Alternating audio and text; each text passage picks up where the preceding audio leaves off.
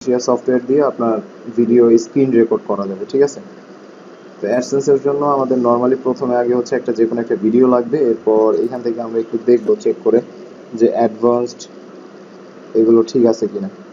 এটা do not display থাকবে, পরবর্তীতে যখন আপনার সাবস্ক্রাইবার হবে তখন এটা ডিসপ্লে দিয়ে দেবে। কারণ এই মুহূর্তে আপনার এখানে কি নাই, কোনো ধরনের সাবস্ক্রাইবার নাই। তো কোনো সাবস্ক্রাইবার নাই, এই জন্য কি হচ্ছে যে আপনার মানুষ যখন আসবে আপনার এই চ্যানেলে হয়তো সাবস্ক্রাইব নাও করতে পারে আপনাকে, ঠিক আছে। আচ্ছা, তো ফার্স্ট এখান থেকে আমরা জাস্ট হচ্ছে যে একটা ভিডিও, ছোট্ট একটা ভিডিও রেকর্ডের জন্যই করতেছি। আমরা ভিডিও আপলোডের জন্য কি করব, এইখানে আসবো, ঠিক আছে। ফার্স্ট আপলোড, এখান থেকে দেখেন ডিফল্ট অবস্থায় এটা আনলিস্টেড অবস্থায় আছে।